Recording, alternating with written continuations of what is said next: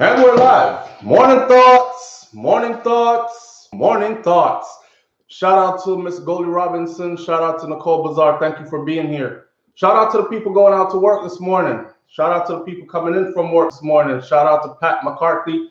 Shout out to the people coming in from work this morning. Extra special big up shout out to the people who work multiple jobs. I have the utmost respect for you. Shout out to my entrepreneurs, stay-at-home moms and pops, my retirees. Shout out to the Uber driver, Lyft driver, truck driver, all the drivers. Shout out to especially the long distance truck drivers. Shout out to Troy Star Trucking Vlogs. That's my brother's channel on YouTube. Just go over to Troy's channel, hit that subscribe button, tell him that SouFLoTV sent you. Manners and respect to each and every person tuning in this morning. Shout out to the people them with a good heart, clean and clear conscience that wishes good for others as much as you wish good for yourself. That part of your character right there, work on becoming that. Wish good for others as much as you wish good for yourself. All right? This is where we're at this morning. Manners and respect to each and every person tuning in this morning. Let me shout out at least the first 10 people this morning. All right? And then we're going to get into the content.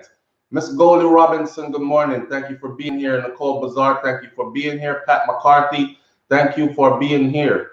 Thank you for being here. Great goodies. Laura Newman, Addie Purple, and Roderick Shaw. Up. June O'Brien, I see you.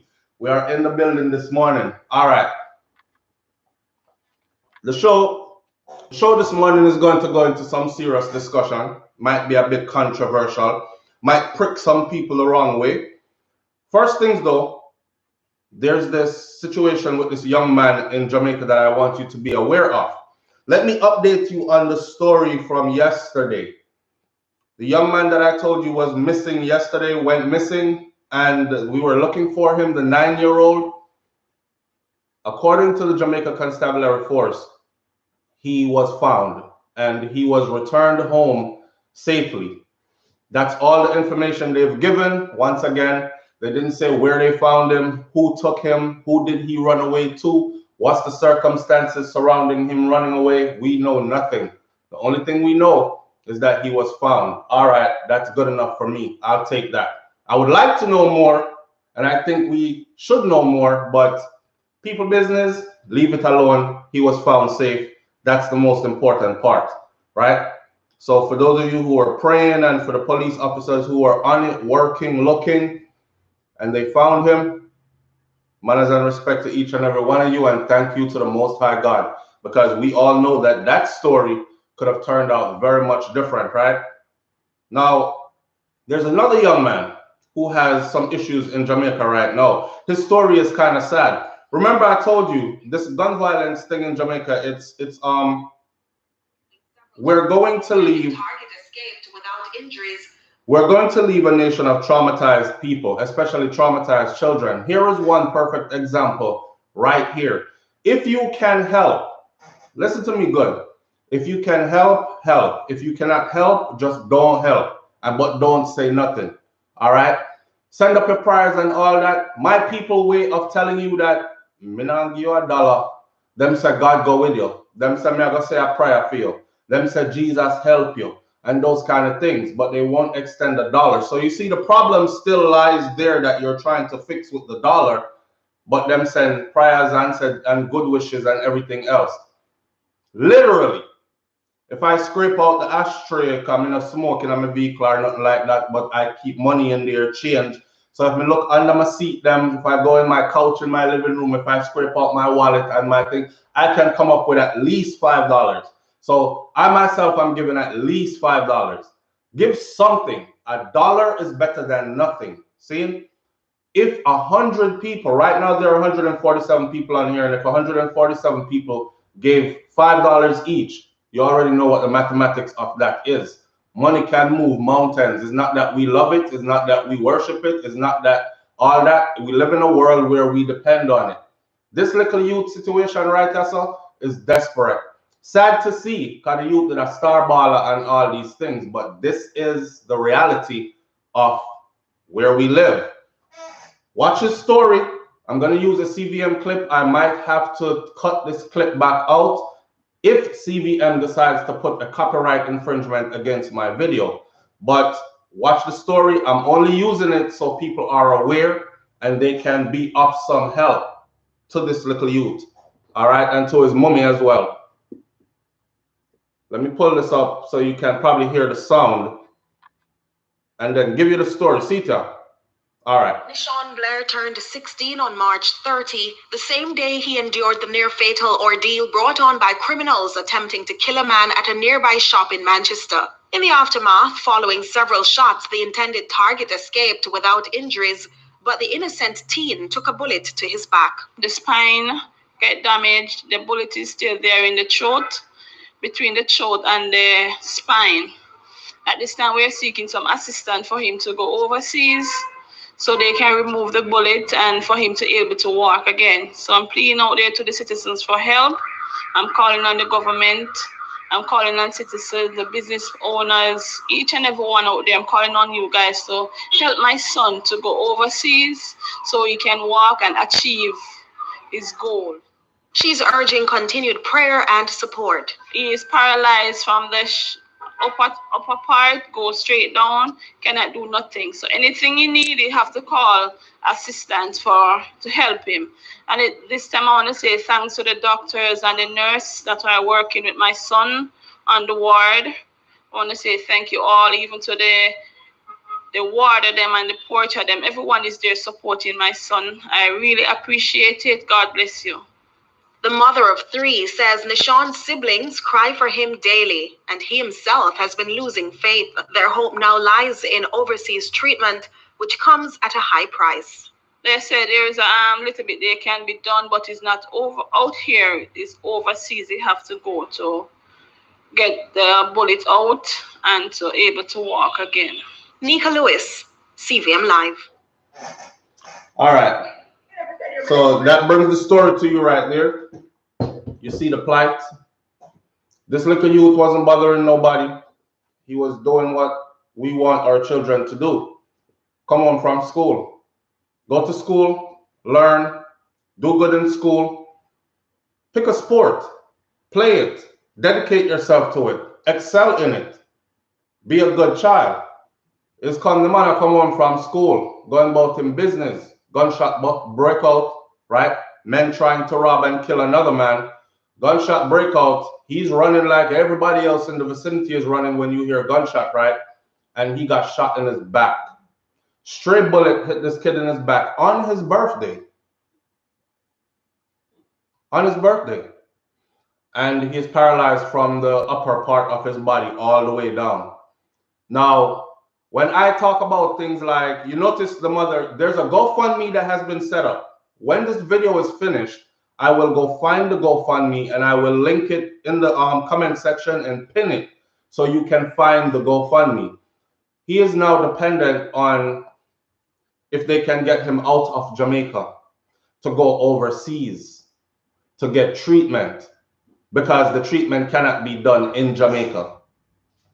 So you see, people, when I do these videos where I talk about how the health system is set up in Jamaica, the infrastructure, and what's available to us as citizens,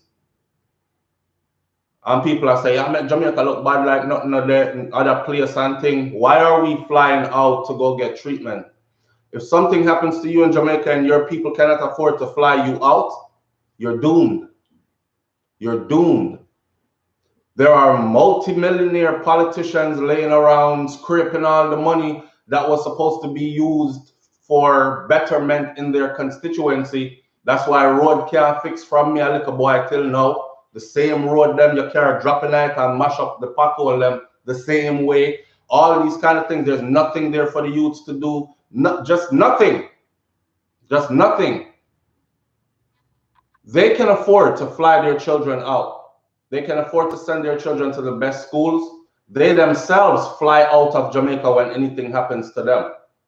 If you remember correctly, the last couple of politicians from Edward Seaga to you name them, if they were a big name, top tier politician, when anything happened to them, they got on a plane and they left the country.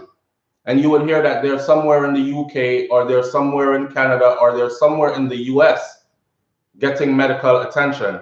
This is medical attention that the average citizen cannot afford. So why not make all this affordable inside of the country?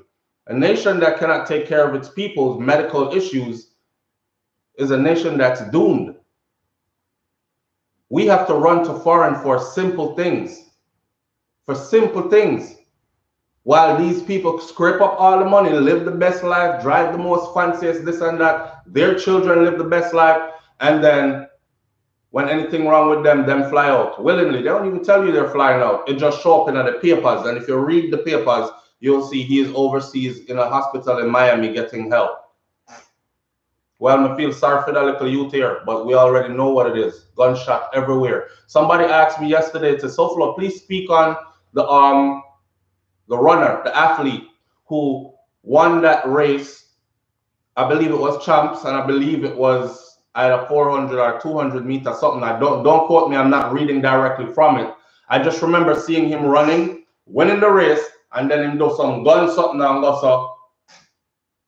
He pointed at, actually, while he was crossing the finish line, he pointed at the next person who would be second person, point out a gun finger like this as he was running, and basically said, now, and then when he ran through the finish line, he bust a couple more shots, right? And they're making a big deal out of it. Be honest with ourselves. We come from gun culture. Jamaica has been gun culture and murder central now for over a decade. So why are we still pretending that, oh, that was so bad that he's doing the gun finger thing? Even from way before that, in our music, if the song good, DJ say bossa blanc, people bossa blanc, bo, bo, bo, bo. DJ, rewind the tune again. It's been in our culture for the longest, but they're pressuring the youth. Because now when Usain Bolt won his, I remember seeing a video of Usain turned around and did the same gun thing. Nobody said anything about it, but I think it's the way how this youth did it. Like he pointed directly at the second person behind him. All he was saying is you're dead in the race, meaning we killed the whole out in the race, meaning I won. I'm the best out here. But they would rather focus on frivolous things. A lot of people are so offended and up in arms. You would be more offended than a youth who bust a blank after him do something great than you are about the actual gunmen that are in Jamaica and the guns that are piling up there and how those guns are getting there. Because it's not no small person control the wharf and the airspace and all that. So people are talking about a bad man a send gun going to Jamaica. If me a bad man and I decide to finance a gun movement into Jamaica, scrape up some gun here in Florida and find a way to ship it there, do you think that I can ship it straight to the people that I want to ship it to? It has to go through bigger heads. That simply tells us that small man is not the problem. But it's just like the police who run the streets, you know, like in America, they would look for the guys on the corner that's selling the nickel and dime bags. They would look for the person who is breaking down an ounce and bagging it up to go sell it outside. But they're always missing the person who's flooding the city with it in keys. Hundreds of kilos of cocaine coming. They don't go after him.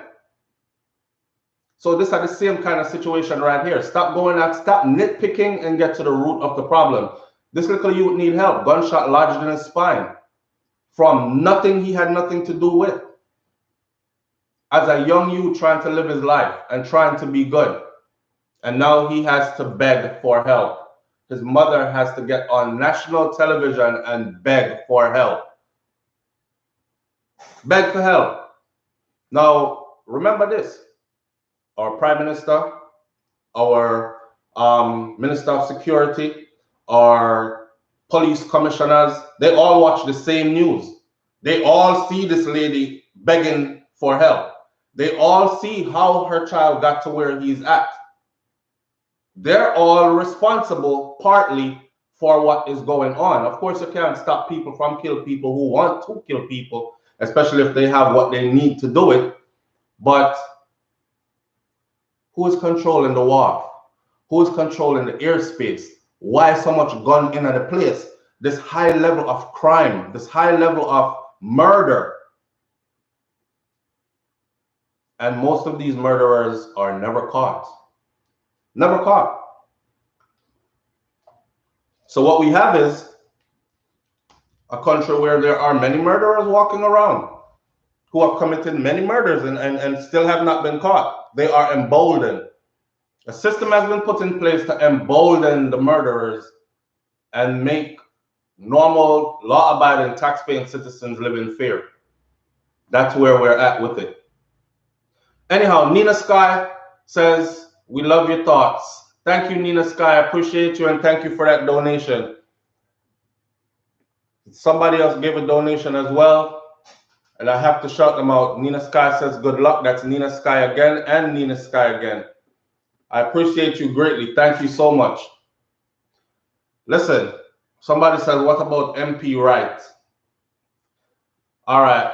Blair Boyd says you have some Jamaican people, everything trouble them because there are some fools, some of them living in the United States, Canada, England too. Pure excitement. I mean, you would have to come again with that for me. I don't know if you're talking about me or I don't know if you're, because people have told me that before. A foreign live, so why everything we're going to Jamaica trouble you? Could you imagine somebody saying that to you while you're trying to get help for a youth there? And they're not trying to get help for the youth and his mother, but they're cussing you that why everything trouble you what happened in Jamaica. And in Jamaica you live. Are you helping him? Are you helping his mom? Do you have a platform to help? Do you have people that will extend $1 if you ask them to and show them the situation? No, you don't. So what gives you the right to say something to somebody that's trying to help? That's how me feel about that. See? And the others, and to flip it another way, you know what? We're not even gonna get into all that this morning. Facts. Boy, I don't know. We're set a certain kind of way. But anyways, let's not dwell on the set a certain kind of way. That's not what we come talk about this morning, you know. But I saw that as I was getting ready to go live, and I thought, perfect opportunity to let the Morning Thoughts family hear it. Morning Thoughts family seems to be majority people who are progressive.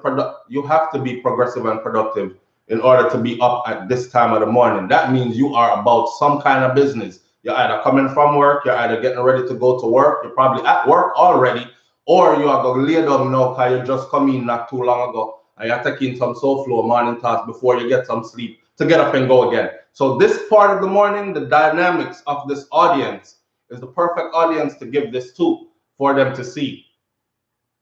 And I'm glad to explain the situation surrounding it as well. So if you can help the little youth, then please do so. All right, I will put the GoFundMe information in the video.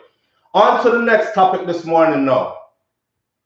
We're going to talk about the Vybz Kartel thing last, because that goes deep, deep. And in doing that, we're going to update you on 2 stories that we covered. See? But yesterday, I was supposed to start out with, or I was supposed to do, I Caught My Wife, that dear SouFLo, and I didn't do it. Somebody said, SouFLo, you didn't do the I Caught My Wife part. I said, the video, we're gone over an hour already, so I'm going to do it this morning for you. All right, I'm looking at my board because it wasn't a letter. There's somebody me talk to, and I just jot down as we go so I can remember the details of the story. This a big people something now. So, Liquor Pickney, if you're in here, please go on your bed. Mummy, if you're the next day, Liquor Pickney them right now, please cock them ears, cover them eyes, all these things. It's about to get a little bit grown in here. It's about to get a little bit grown. All right. Basically, what he was saying was, him there work, you know, him doing thing, him leave wife at home and all these things. And him come home, and it was unexpected. You know, he come surprise wife and these things, and he come home and he caught his wife, and she was in there basically scratching her record, helping herself, enjoying her own body, living in the moment, them kind of something there. All right. But what set him off was her laptop was on the bed, and he saw a white man on the screen. Seeing they're both black, so I'm seeing a white man on the screen. I'm telling us to leave the room already, you know. If you're not up for this kind of conversation, if you're a child and you're not ready, don't come in here. All right, big people segment right now. So she in there, I scratch her record and thing. I don't need to get too graphic, you know what I mean by you know, you use them 2 fingers there, So the DJ scratched the record. She was in there, a mix and master. Yeah, she was doing her thing. She was voicing, recording, mixing and mastering. All them something there. And then walking on it. But what caught his eye was the white man on the screen. Now, he said that his wife says she's never had any desire for any white man. She don't like them. That's how they live their life. They're kind of like pro-black people and all that. You know, it's only black woman for him and it's only black man for her and all these things. So him feel kind of weird, vex about it. Now, first when him tell me the story, me I say, why you tell me about you catch your wife? You know, I watch a little porn and do a little thing that kind of sound weird. Where's this going? But when he explained those kind of angles to it now, me I say, well, yeah, something to think about, you know. So he's mostly mash up the fact that it was a white man on the screen. That's how he mash up about. And he said that he hasn't had any desires to touch her. And because of that, they haven't had any blinky in 3 months and going.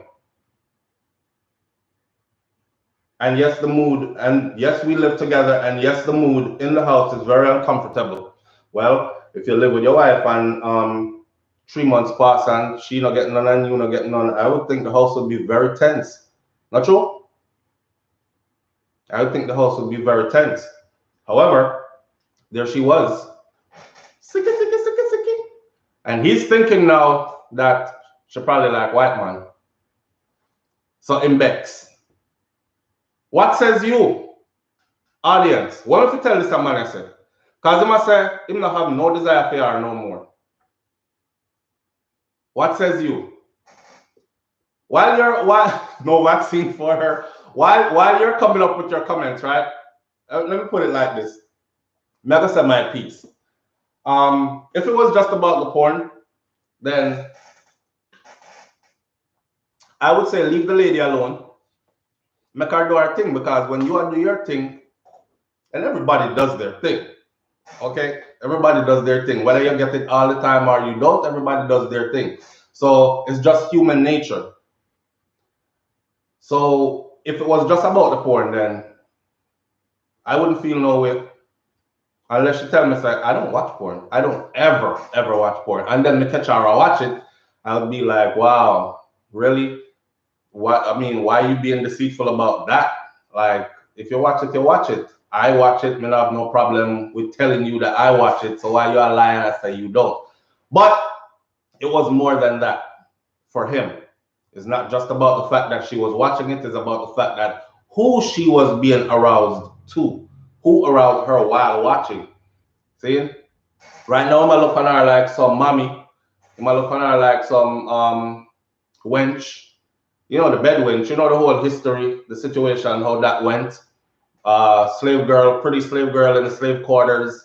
She had to be on beck and call for master, and some of them were happy to go because it was a trade-off for them. Yeah, give them like a pum escape the pig doodle and the mud we have to sleep in and that kind of food for the night and these kind of things. They literally used to take them up to the mansion then, or up to the house.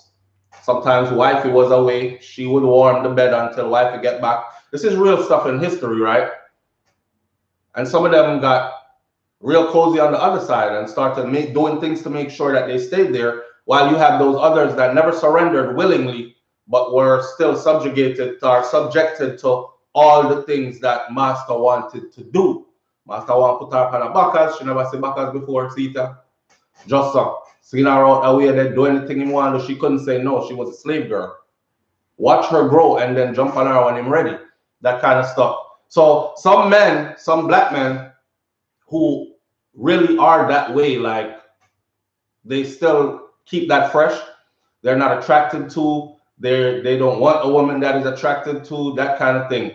Y'all know how my thing set already. Me not none of that. But I deal with people on an individual basis, but there is history there, so I kind of understand how him feel. You know, I kind of understand how him feel. So Rising Phoenix says if that is the only thing he having to worry about, do a romance night and remind her what you can do. Lord have mercy. then here comes the pressure. You know, I was thinking about that this morning. I said, everybody does it, right? And sometimes, like, personally, sometimes you just want boss without all the pressure. I have to go remind you what it is I can do, and every performance must be stellar. And it's like, after a while, it's like, be a pressure build up there. You can't, you come in like, you're not ready for this race with Usain Bolt on the starting line. Your knee them a wobble, and you're like, I have to go perform again. And it has to be top performance. It's like, you know, sometimes there's no pressure there, and it's just you. And you know how you like your thing, and you don't want it no long time thing. You just want one quick one, just now, and you just handle your business. It's real life. Everybody does it. All right. Now, Rising Felix is saying that just have a romance night and remind her what you can do. Why? I don't know. I think she already knows what he can do. I think that has nothing to do with it. I think it has to do with her fancy, her fantasies. And she was just tickling her fancy to her fantasies, and he just so happened to catch her. You know, some people want this. It's like a KKK Grand Dragon, high ranking, but he really has a thing for black women. So in the secret of his confines, he'll put a black woman on the screen and go to some black porn and handling business to that. Then he'll come back out the road and say, you know, niggers, all women must die. White power, you know. And I see him think it's pretty much the same thing. So Lauren Newman says, so the action is not a problem. He has a problem with regards to skin color. So his meds not right. Boy, Laurel, his meds not right in the confines of, if I mean, you just caught that. That's his wife, though. That's his wife, and they live that kind of life together.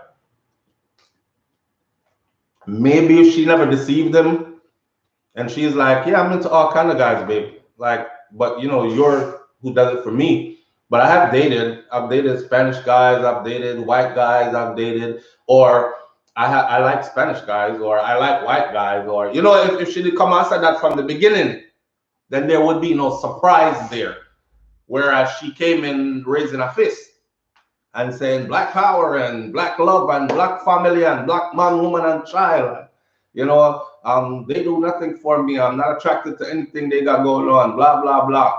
They can't, and then you catch her like that. That's you see the dynamics, that's a whole different kind of situation, right? That's all. All right. Dean Clark said our blackboard need chalk. Stop. Boy.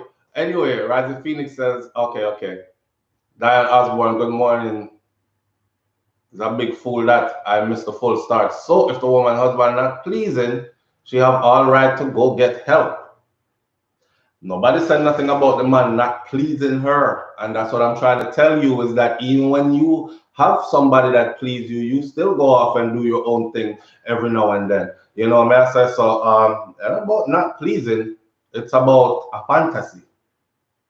Like, what else could it be?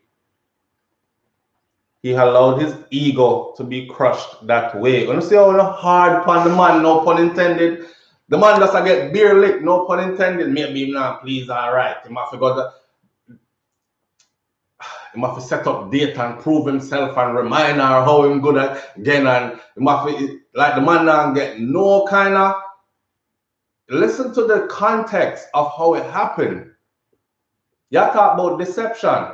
You know, I was watching a comedian, and the comedian, he said a couple of things, like he said he covered his life, he counts his life in summers.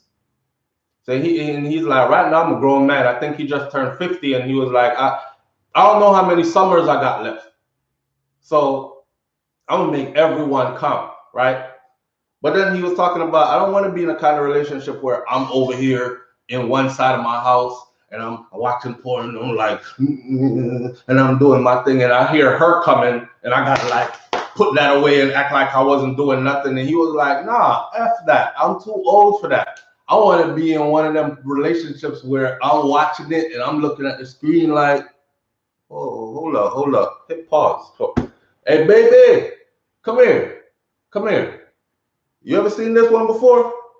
Wait, cock up over this, so let's try this. That the kind of relationship there. Instead of you know, you see what he was trying to say, and he said it in a funny way, but it's real. It's real. You want to be with somebody where you know all of them fantasies. Well, I don't know about all that, but you want to be with somebody where you know all of them fantasies, maybe. Or you want to be with somebody where you're open enough to be comfortable enough to be like, that's your watch. Okay, all right, and go about your business, yeah? Not take it to heart like he's taking it to heart. Hasn't touched her in 3 months and going. 3 months and going.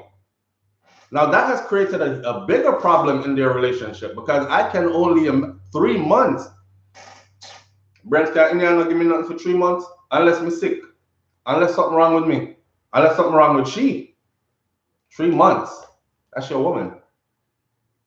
So things get tense now. Things get tense and nobody now get no relief or release. Yeah, the real O'Shane says, I understand what he means. Rising Phoenix says, she is his wife. He got the prize. Maybe he picked the first thing he find. Maybe she loved the action, not the color.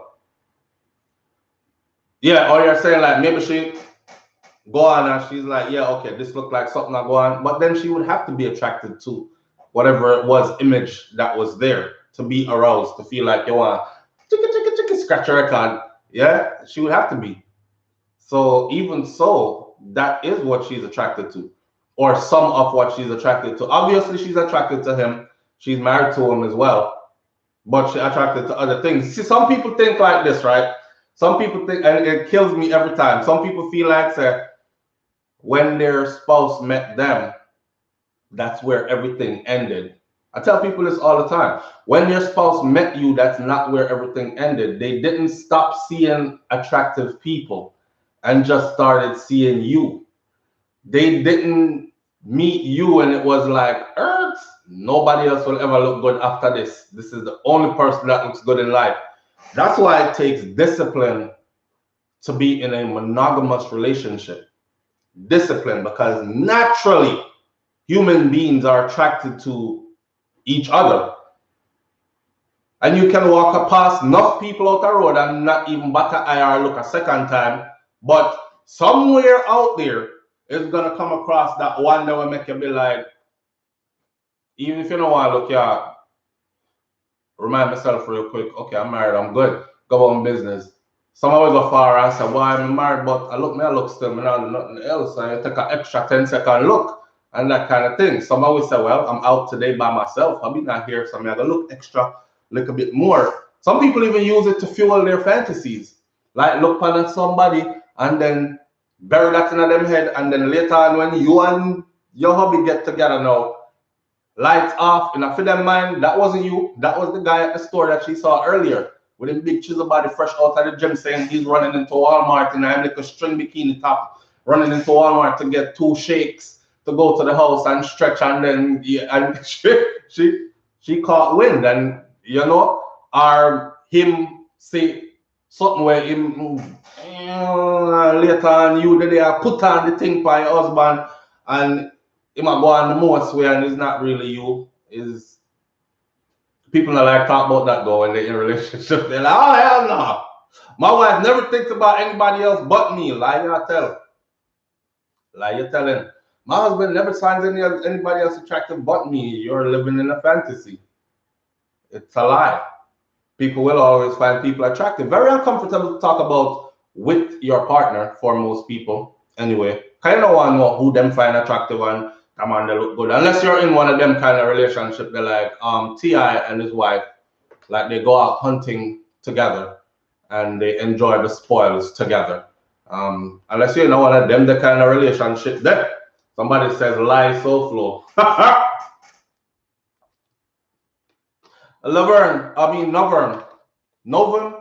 Novum, what am I lying about? Talk to me. Novum says, true SouFlo. I don't know why some idiot have to think that once you meet them, no one else is okay. Yeah, lie them out. They're living a lie. So the man in his feelings hasn't touched his wife in over 3 months. My advice to him, my solid advice to him would be, sit with her, talk about it, air everything out on the table. It might give you a chance to air some things too, because she might have seen you wondering eyes at something that she thought, well, I thought he wasn't attracted to stuff like that. You know what I'm saying? So maybe the two of them are being deceitful and don't even know it. So have an open conversation about it with your wife. If it means that much to you, don't mean nothing to me in my relationship. I don't care who she's attracted to. I don't want to know, as long as she still remembers to be attracted to me. That's it. I'm a realist. I live in a real world. I watch people behavior. I study human behavior. Me know that after me meet my wife, that wasn't where it stopped. This is who I want. This is who I want to be with, but that wasn't where it stopped. You know what I'm saying? Same thing, vice versa. So have a real conversation about it.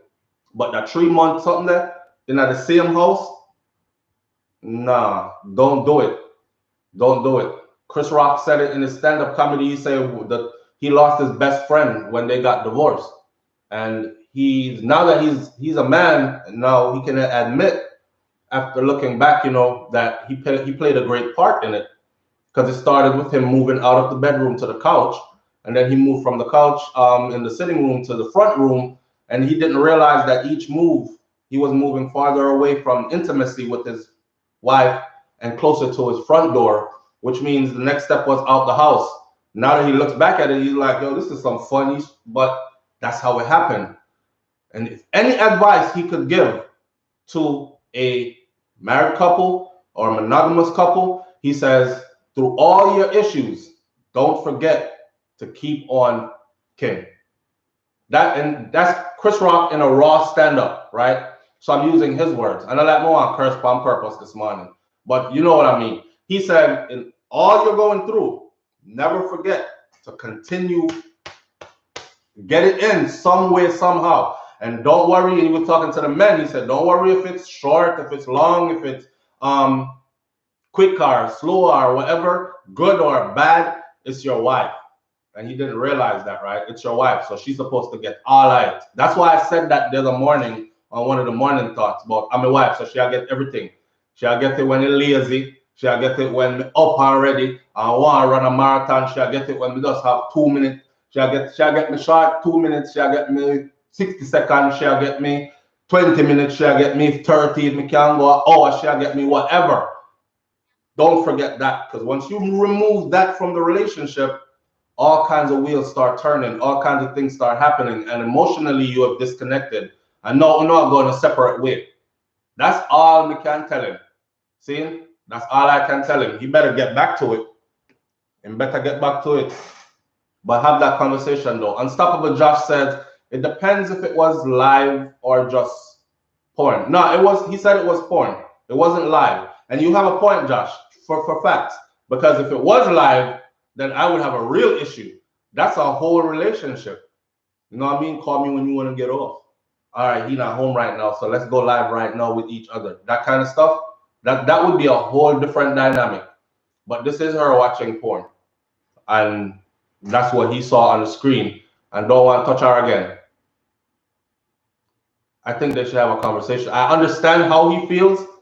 Given how it all went down, I understand how he feels, because he says she's not the type of person. She says she's not in a this and in a that, and come to find out that she is. That's a level of deception that's there. But is it one that's big enough to like end your freaking marriage?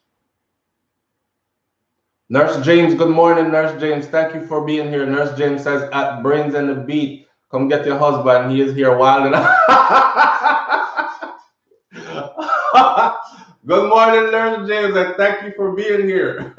Might drink some water. Metro dry. Dean Clark says he needs to spend more time doing homework. School open. I wonder what he's doing for himself. The man work. I don't know what all that mean. EH, good morning. And thank you, EH. Kevin Payne says, what happened? I just got in the live. You're late, man. You're late, because right now we're going to go on to some other topic. But, I mean, let me slide all the way down to the bottom of the comments. All right. So do you think Chris Rock was right? Or do you think I'm giving this brother good advice? I want to put it up here so everybody else can help me. I see some comments on here that if he feeds into those comments, his feelings is going to be hurt, or he's going to be more confused. Because I'm probably going to think that, well, maybe I have something in the under, right? Or maybe she's really not attracted to my type, or that's the last thing you want to get in your mind. When you see people, a man's body works different from a woman's body. And I say this all the time. Even if a woman don't like a man, you see, prostitutes do it all the time. She jump in and out of cars. She's not attracted to prostitutes that work the track. They're not attracted to every John that they have to turn a trick with, right? But the act is done. So even if it dries, she can't use lubrication, right? But when a man can't turn up because he is not there for whatever reason, turned off completely or whatever, that's a different story. And this is how the body works, period. So for him to not be like him no want to touch her again, and it's been like 3 months and change, he is mentally separating himself from her, which is going to be difficult because this can cause other problems down the road. I'm going through this already in my life. Real talk. You and I make life and you think just, I'm not done. I was trying to work past all that, but I can't. You know what I mean? Seriously. And she's going to be laying there thinking the same thing. Something wrong with me? Like, oh, I'm not attracted to me no more. Or she'll probably start blaming him and say something wrong with him, or he can't perform again, if something dead or whatever. And I guarantee you, if he goes and be with somebody else that he is really turned on by and attracted to, won't be no problem there. You see what I'm saying? So it happens for real in men. And he's just digging a deeper hole for himself by storing this here and just laying on it and letting it go day after day after day, mentally separating himself from his wife to the point where he's going to start looking at her. I'm going to say, day I saw already, man, in our real life, when we look on her, and I said to myself, you're dirty, stinking, nasty, because every cussing at the book.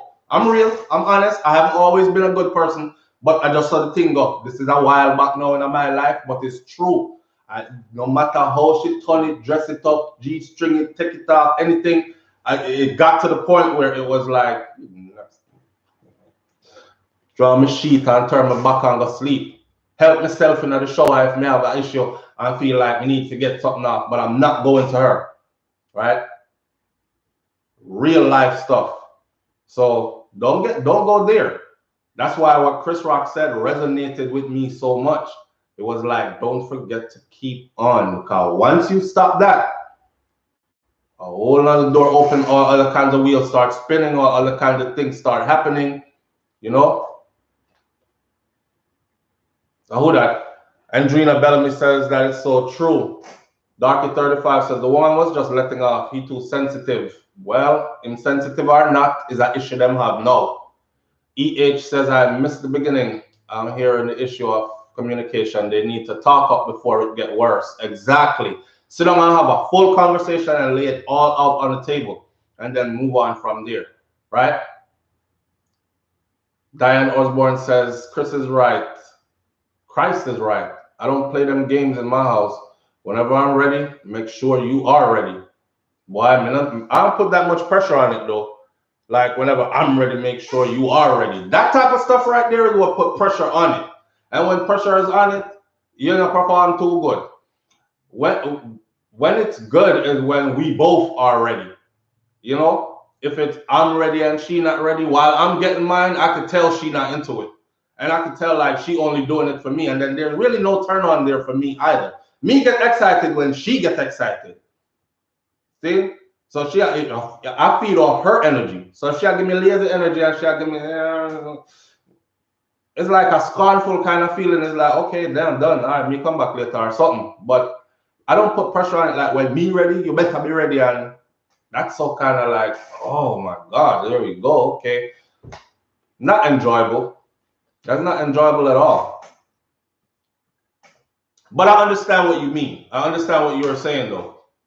Is that, come tell my wife that too. I said, my something and your something never in a no argument, And me and you did argue up yourself, so don't still have nothing to do with, yeah, them still have to meet and collaborate and these kind of things.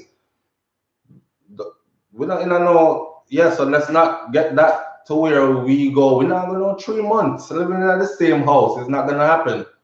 Not going to happen. Unless somebody is ill or one of those kind of things. Not true? All right, so we're moving on. This morning now, I want to update you on a story that we covered. 2 stories. One of them we did not cover because one has to do with a 8-year-old boy. 8-year-old boy and a grown man. But we never covered that. See? So, let's start out with the Geddes story. Tamara Geddes. Tamara Geddes' story is crazy because her own sister plotted her murder, right? Along with her daughters, which is Tamara's nieces, right? Your sister picnic them, plot your murder. All right. Everybody get hauled away, caught, tried, sentenced, who get probation. The minors, I think, got probation, like a decade of probation or something. Everybody wanted to know who the killer was because of the way she was killed. Now, Tamara was upstairs of her house that she shares with her sister and her sister's children. She and her one child, they were upstairs in their room, right? I want more you think about this. Think about this. When I come off of that now, man, more you think about this. She's upstairs. A man goes up there, kills her in front of her child. Remember the story that we covered and we were saying that maybe he wanted to rape the child, her little girl, and she jumped in the way and she was like, no, my prophet dead, like, you have to do me something first. And we found out that it was nothing like that. He was actually contracted to kill her by her sister who was downstairs when it went down. See? He went upstairs the house, he killed her in front of her 10-year-old daughter. That brother ended up getting 20 years in prison. He got 20 years. That's it. You murder a mom on a contract, meaning this woman never done nothing to you before, nothing. You murder her on a contract. Somebody just gave you some money and said, kill her. And you took her life in front of her child, in her house. All right. He got 20 years. That's it. There's another man, stab up a child, an 8-year-old. Murdered an 8-year-old. This man got 20 years in prison, but is eligible for parole after 10 years. So that story we did not cover, but we're going to cover it now. So a 29-year-old man has been sentenced to 20 years in prison for the murder of his 8-year-old stepson. The sentence was handed down on Dwayne Thomas in the St. Catherine Circuit Court on Monday, May 14th. When Thomas appeared before Justice Courtney Day, he was sentenced for the murder of Aaron Masters, which is the child, then a student of Davis Primary School in Old Harbor Glades, St. Catherine. Thomas will be eligible for parole after 10 years. Stab up the little boy, kill him. Your stepson, an 8-year-old, and you'll be eligible for parole after 10 years. He also received 10 years for wounding with intent of the child's mother. But I guess they ran his stuff concurrently. Not guess, the sentence was ran concurrently. So he stabbed up the mother, she didn't die. Stabbed up our picnic, our child died. He gets 20 years, but he's eligible for parole after 10. For those of you who don't understand what this parole thing means, it means the judge sentences you to 20 years. So you do halfway through your sentence, you reach 10. You can now, if you've been a good person behind bars, go sit before the judge, and the judge will say, and not the judge, but sit before a board, the parole board. And the parole board will say, you've been good in here. You've partaken in the farming program. You've partaken in our computer lab program. You've mentored other prisoners that came in here. and now we feel like you should be returned to society. You can do the other 10 on probation or on parole. So eligible for parole, meaning you will still be under some supervision, but you can leave prison now. How the hell this person gets, and this is where the Vybz Kartel thing comes in for me. We have 10 minutes in the video and I left this for last.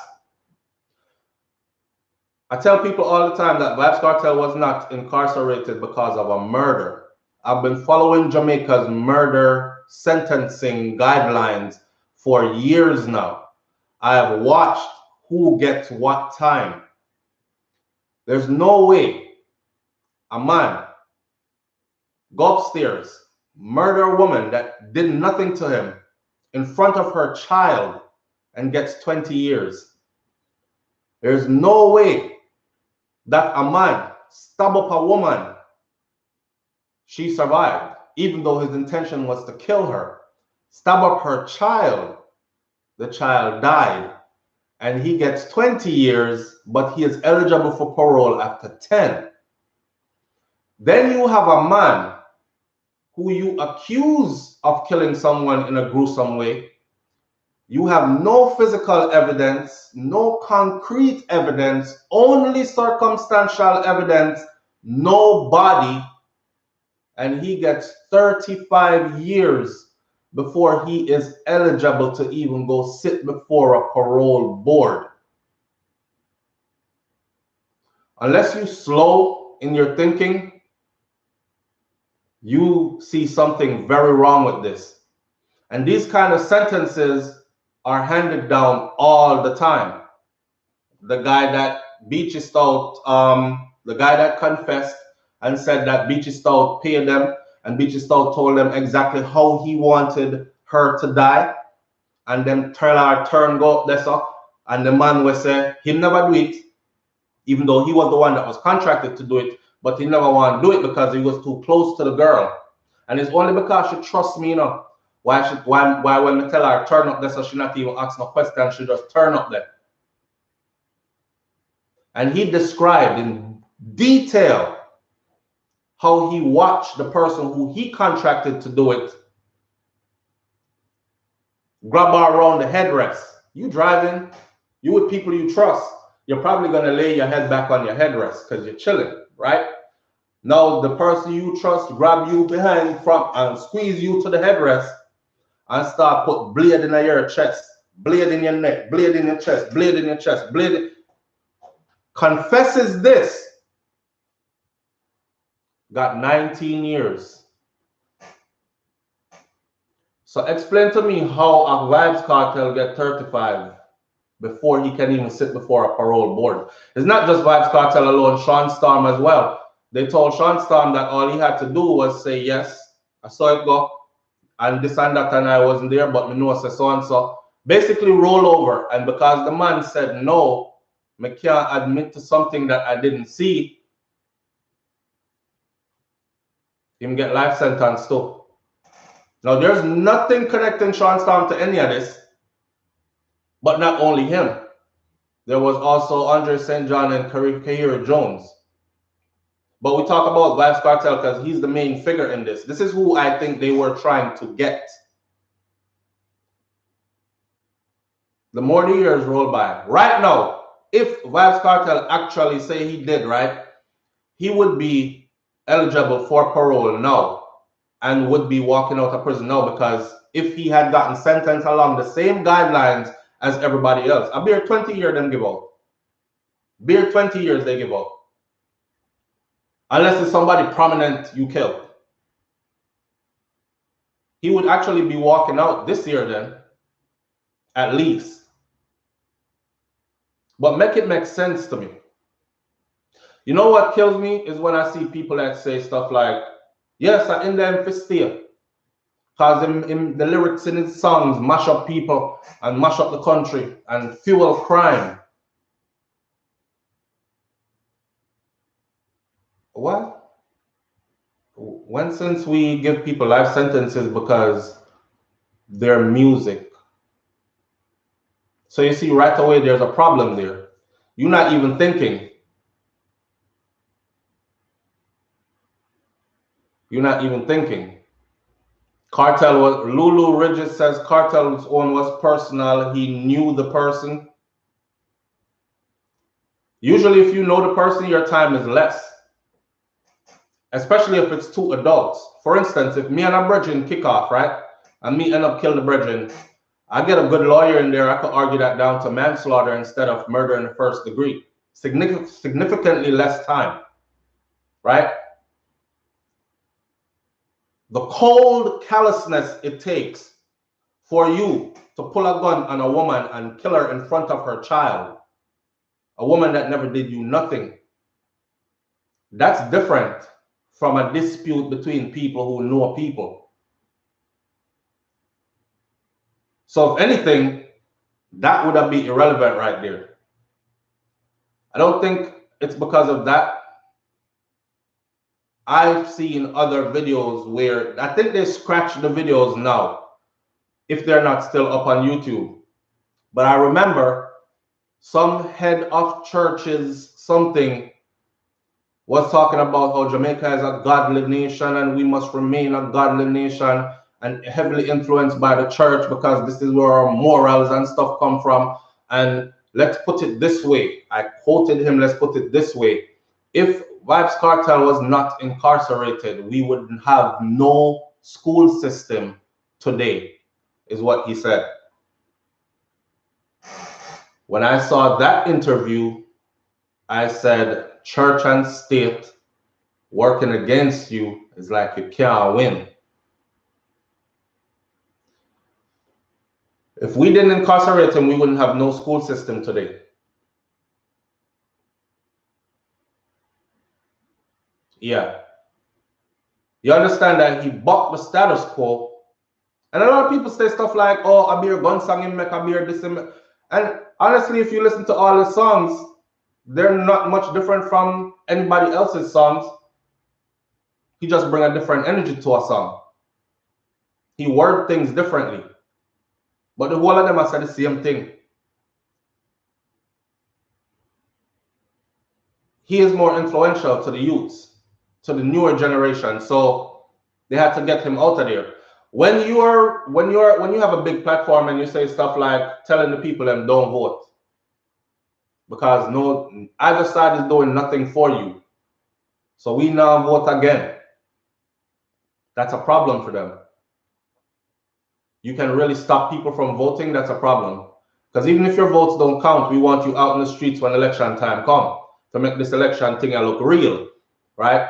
And you are telling people them don't vote, don't go out there, and they're actually listening, that's a problem. When you start showing the youths them, it's just like the lawyer lady who did the interview and she ended up dead shortly after. I'm not saying that anything had to do with the interview, but in the interview she said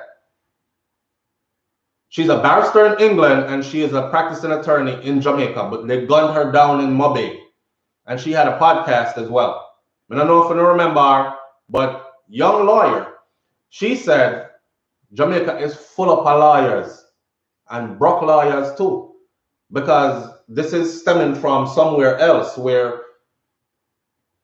we're geared towards telling our children, you're going to be a lawyer. I mean, I send you to go to law school and this is what you're going to do. All the while in the child's heart and mind, the child want to be a hairdresser, or the child want to do clothing design, or the child want to do something else. See? So she says the school system then, exactly Dean Clark, she says the school system then to some degree is a fraud, and she can't tell, she says she can't honestly sit here and tell them that it's worth it. Because when you get out of school, after you've exhausted mommy and daddy's savings, and you can't find work, not even close to what you should be earning for the educational level that you have gone to, then there's a problem there. Now they're in debt and you're in debt and you don't have nowhere to start off. She was dead. Shortly after that, she and Moby, man just drive up and gun her down. And she had her mom in the vehicle with her. I believe her mom didn't get hit. So that they directly came for her. You know what I'm saying? She even gave an example. She said, I'm over in the UK and her girlfriend owns a beauty salon that she is now turning into a chain of beauty salons. And you know, she remember when she started out, I do hair and thing, and the girl, and to see her where she's at now, she said what she drives, where she lives, the things she's able to afford, the freedom she has with life, all from pursuing that, her passion. So we should be more leaning towards helping the youth pursue their passions instead of telling them you must go in that system here because this is how it's designed to be like that. Not everybody is called for that though. And even if they bust their brain and go through it, opportunities are limited when they get out. So why not go through? You know, she was trying to talk on a different level and we're talking sense the whole way. And she got gunned down shortly after that. And I can't help but to, I'm not saying that's what happened, why they gunned her down, but I'm saying there are systems that are set in place that must remain in place in order to make certain things run smoothly for certain people. I talk in codes enough time, who figure it out, do, who don't. But, and she bucked that system. Vybz Kartel bucked that system there. When he started showing the youths them, when he said, you think, oh, so you think it's peanuts, I get paid. Because they're wondering why I own so many properties about all around Jamaica. They're wondering why I'm diversifying my portfolio and investing in real estate and investing in a clothing company and investing in a liquor line, and invest the first young black youth to do that in Jamaica and have our own factory, producing our own product and all this, and my record company, which is wildly successful. When I think of peanuts, me get paid enough. When me say me had signed a contract to do a show, he started showing the youths them that you don't really have to go there out there now. The problem is that everybody started wanting to be a DJ after that. But let the music weed out who's not supposed to be there. Don't just grab the man and say bad influence on our system. Come here, we have to get rid of you. Cause one time every youth where I go to school, not every but a lot, started looking like Vybz Kartel, you know. It became a big thing. People have bleached skin before Kartel bleached skin. I understand those dynamics, but when him bleached skin and him call himself Michael Cake Soap Jackson, it was a wrap. The teacher them literally had to start sending home children and telling them don't come back until the natural color come back. Cause youth left for summer break and rub whole summer, and by the time he come back when summer break done, teacher don't recognize him. And this was real. And everybody did have clocks per foot after a while, so clocks became school shoes, right? When you could have pushed your shumpat or wear wherever you did want to wear gone. So they saw the influence. The pants them did get straight. They saw the influence and they didn't like it. So then they want to get rid of him. But Kartel is a man that has never told anybody to drop out of school. He's always said education is the key. He even have song where him tell the girl them about to behave themselves on the school bus and don't take man and all these things and stop pre-man and pre your book. Him always tell you that this are big people something, little picnic something over there, right? Big people something, a big people something, a different something. So when I see people more caught up in him bleaching his skin, and he said it, he even said it. He said, this is purely for shock value at an entertainment level. I am an entertainer. I feel him skin. If that ever shock them, that shock them. But when you're more caught up in him for dead, can't bleach him skin, and him betray him race. Me know someone out the road right now we have picnic and you're not taking care of your kids. The man that they are prison and his 3 children are excelling. His 3 boys are excelling both academically and as businessmen. Have them owing money from young. And that's the go follow that. That's the way the thing's set up. This is the dream for all of us. All of us would like to have our children be in a position where if anything should happen to us today, we know for them good. Because for them things set already aside from my thing.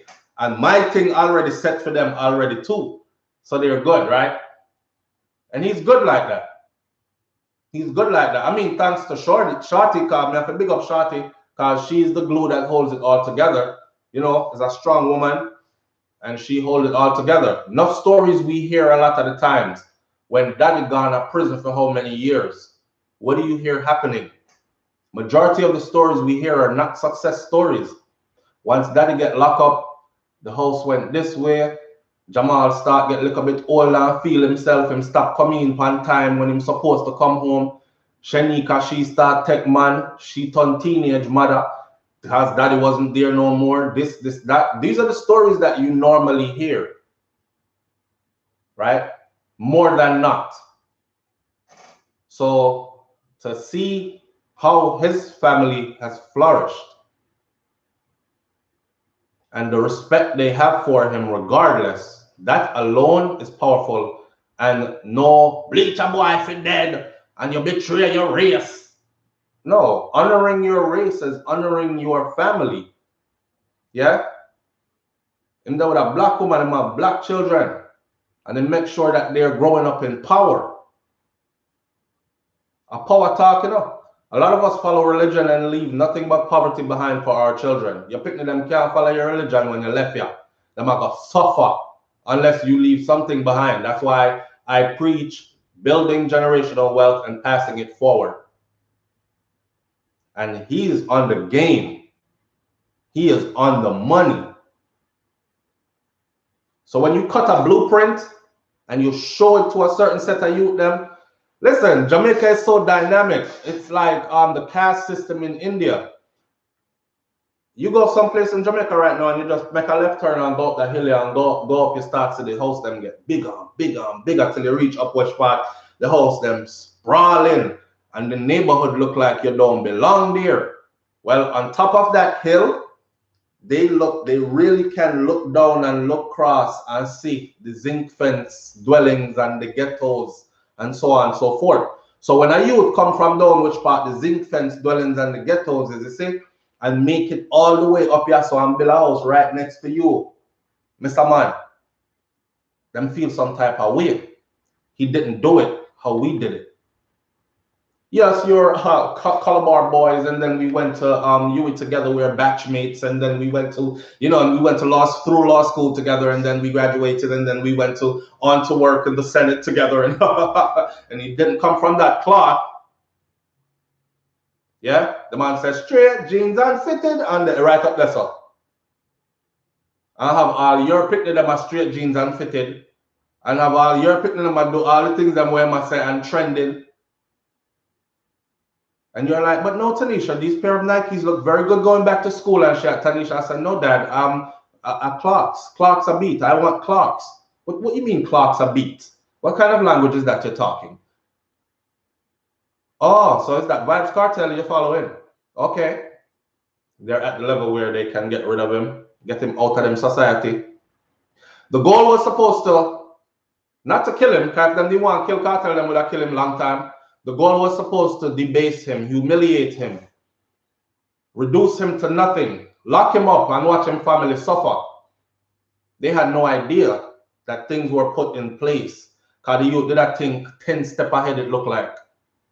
They had no idea that things were put in place for him to only get bigger and bigger and bigger, even through all that.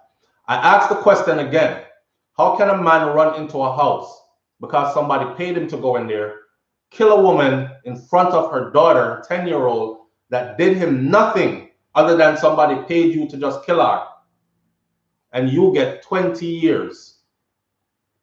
How can a man stab up a woman and stab up her child and the child died? The woman lucky and escaped, and him get 20 years and is eligible for parole after only 10 years.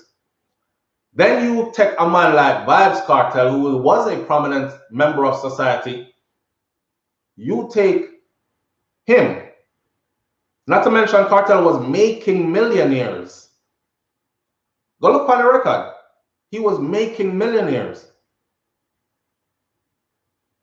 You take him and nobody, no concrete evidence, no DNA evidence, forensic evidence leads him to anything that he's accused of. and he got 35 years before he is even eligible for parole. Something wrong with that system, that you. You don't see that? You don't see what's going on? I just want to leave y'all with that this morning. Barbara Edwin says, one African culture says that we should prepare for the next 16 generations. That is generational wealth. Yeah. Start out small. Prepare for who you have now. Prepare for the ones to come right after them, or the ones that are coming after you, and teach them to prepare for the ones that's coming after them. You know, to take on the burden of preparing for 16 generations is a daunting task, but it can be done. But you have to set that wheel in motion, right? I remember Bob Marley saying he's setting that wheel in motion. Bob have an interview where him say, you think so when Ziggy ready to go to school? And him said, Daddy, something. Y'all seen the interview?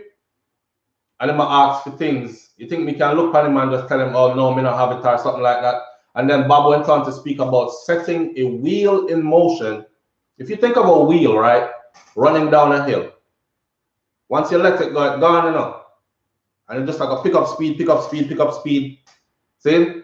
So he's set that wheel in motion with Tough Gum. Go and look at how much Bob Marley's estate earns annually since his passing till now.